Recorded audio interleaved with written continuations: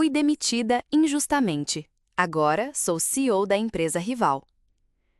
Meu nome é Camila, e por trás do cargo de CEO que carrego hoje, existe uma história de traição, humilhação e uma dor que eu nunca pensei que teria que enfrentar, justamente vinda de quem eu mais confiava. Sou formada em design gráfico, mas sempre tive uma quedinha por estratégia. Desde cedo, misturava cor com planejamento, estética com intenção. Passei por agências pequenas, freelas mal pagos, clientes que sumiam sem responder. Foi um caminho cheio de tropeços até chegar à Advision, uma das agências mais respeitadas do país. Quando recebi o e-mail de contratação, chorei. Era o reconhecimento que eu esperava havia anos. Entrei como assistente de direção de arte e ali dentro comecei do mais básico: preparar mockups, buscar referências, revisar arte final de campanhas que nem meu nome levava crédito. Tinha dias que virava à noite em correções, recebia broncas por erros que não cometi e, mesmo assim, voltava no dia seguinte com mais vontade.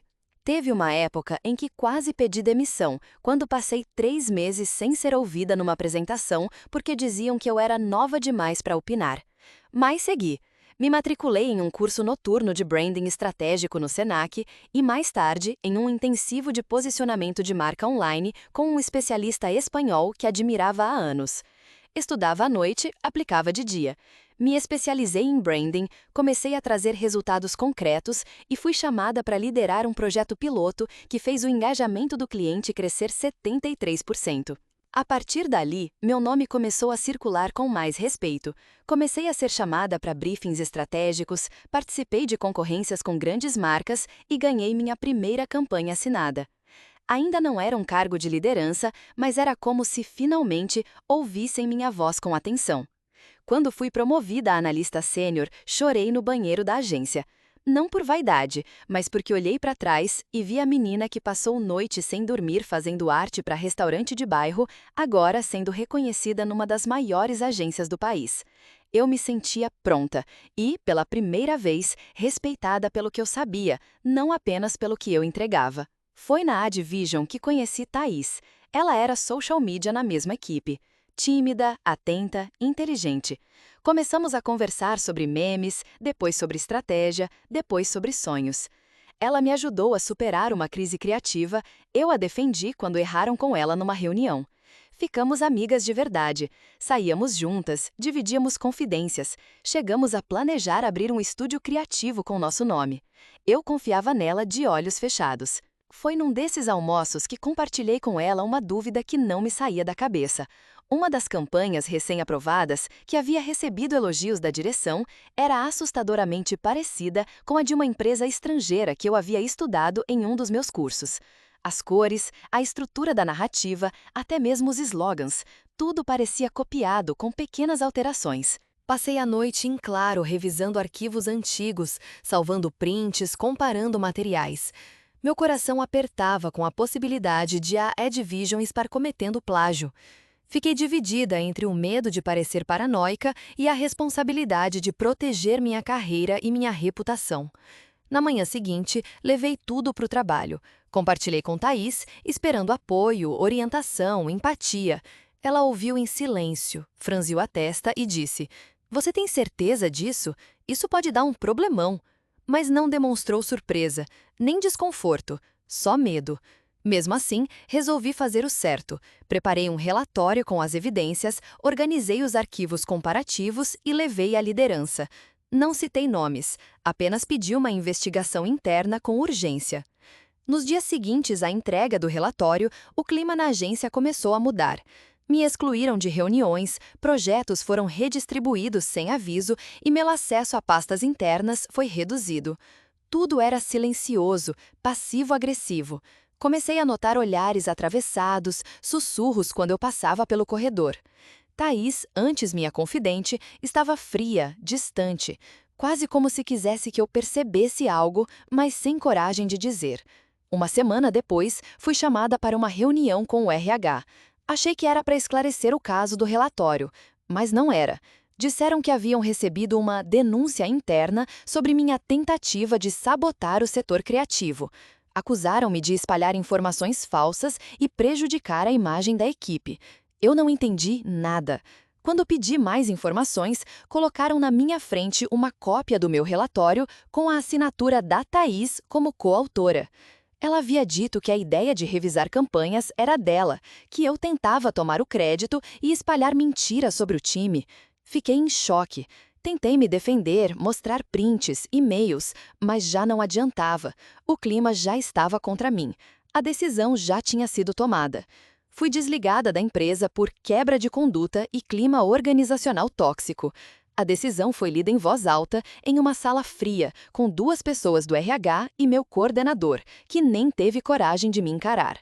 A sala estava em silêncio, mas minha respiração parecia ecoar. Quando tentei argumentar, fui interrompida. Me entregaram um papel impresso e disseram: "A decisão é final." Tive que sair da sala com todos os meus colegas assistindo pela parede de vidro. Meu crachá foi recolhido na frente de todo mundo. Senti o rosto queimar.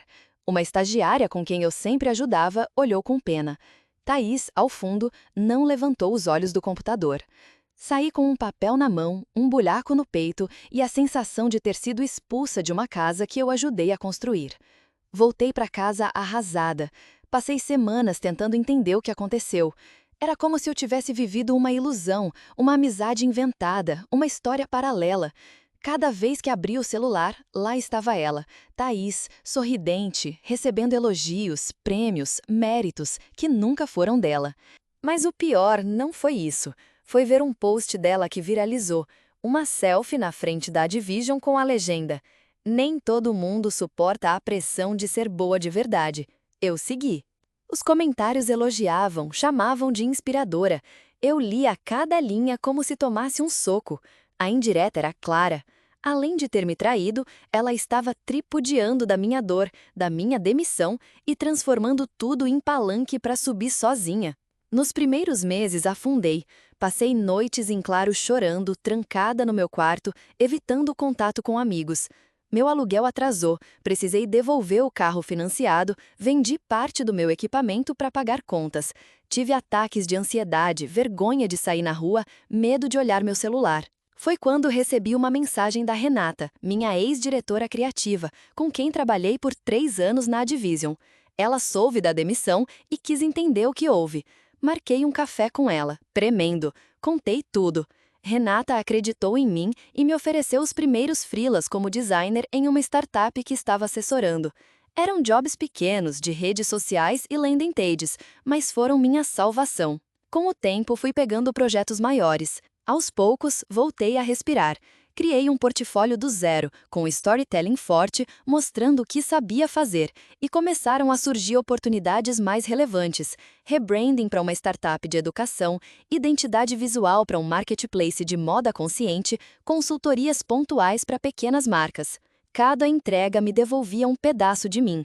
A dor da traição ainda estava lá, mas não comandava mais meus dias.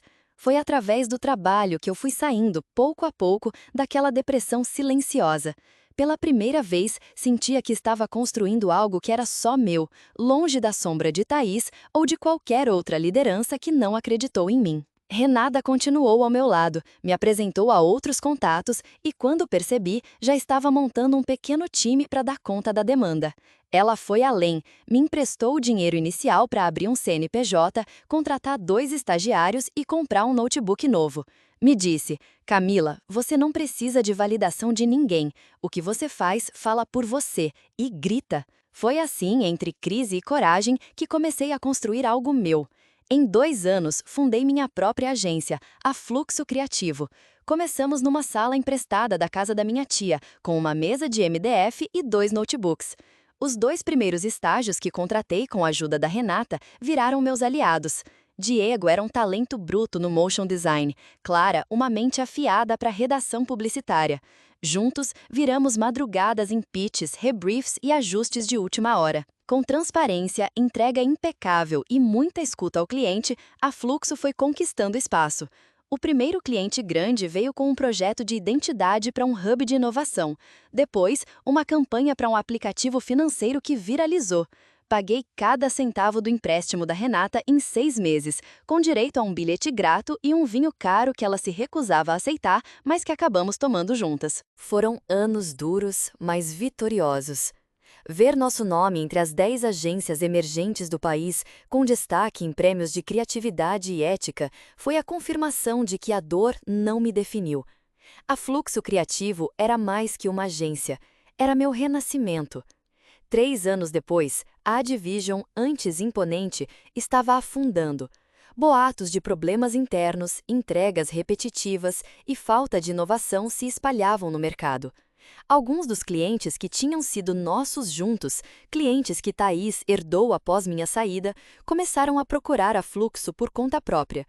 Alguns chegaram por indicação de ex-colaboradores, outros porque viram nosso nome em premiações e eventos da área. Mas o que mais pesou foram os resultados. Muitos estavam insatisfeitos com a Advision. As campanhas vinham perdendo impacto, a comunicação estava genérica e os relatórios cheios de promessas vazias. Alguns desses clientes compararam entregas antigas com o que recebiam agora e descobriram que o diferencial havia saído junto comigo. Um deles disse com todas as letras: "A alma da campanha morreu quando você saiu." Foi assim que muitos migraram, porque buscavam de volta o que funcionava. O plágio que eu havia denunciado, ao que tudo indica, se repetiu, e dessa vez com visibilidade suficiente para chegar ao cliente. Um deles, ao descobrir que a campanha criada pela Advision era uma cópia de outra internacional, rompeu o contrato imediato. Outro cliente, ao saber que a criativa por trás das melhores entregas da Fluxo era a menina que foi queimada lá dentro, decidiu migrar também. A reputação da Advision, aos poucos, desmoronou. Thaís, que assumira uma liderança criativa após minha saída, não entregava o que prometia. Sem inovação, sem alma e com o histórico mal resolvido, a agência perdeu relevância. Foi a partir da queda da Advision que o grupo investidor Évora Capital, que já vinha acompanhando o crescimento orgânico e os resultados consistentes da Fluxo Criativo, viu uma oportunidade. Eles perceberam que muitos dos clientes que deixaram a Advision estavam encontrando solução, criatividade e estabilidade na Fluxo. Nos buscavam pela entrega e pela reputação de transparência e originalidade que havíamos construído. A Évora, então, propôs a fusão entre as duas empresas. Durante meses, analisaram os resultados de cada uma, entrevistaram clientes, levantaram histórico de campanhas e avaliações internas. Enquanto a Advision acumulava quedas de performance e histórico de retrabalho, a Fluxo mantinha crescimento linear e retenção alta de clientes. No fim, a decisão foi manter a gestão da Fluxo e fundir a equipe sobre uma nova direção. Eu fui nomeada CEO da nova estrutura, não por politicagem, mas por resultados, por reputação, por resistência. Thaís ainda estava lá, na mesma mesa. Quando entrei na sala de reunião para anunciar o novo comando, ela ficou pálida, não teve coragem de me encarar. Os outros funcionários me observaram com surpresa, mas também com respeito. Entre eles, 2 dos gerentes que haviam assinado meu desligamento anos antes. Um deles se levantou, visivelmente constrangido, estendeu a mão e disse: "Camila, desculpa, a gente errou feio." Eu apertei a mão dele. Não por ele, por mim, porque naquele momento eu não precisava de vingança, eu já tinha vencido. Thaís continuava sentada. Eu me aproximei calmamente e com voz firme, mas sem raiva, disse: "Seu tempo de copiar acabou. A partir de hoje, criatividade se faz com verdade, não com atalhos." Na semana seguinte, ela foi remanejada para um cargo de base, sem poder de decisão. Pediu demissão 1 mês depois, sem conseguir entregar uma única campanha original. Saiu sem aplausos, sem despedida, pela mesma porta de vidro por onde um dia me viu partir humilhada.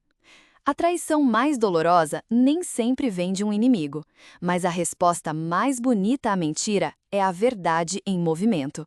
Eu fui desacreditada, derrubada, humilhada, mas me reconstruí com verdades, com trabalho, com coragem. Hoje não carrego raiva, carrego resultado.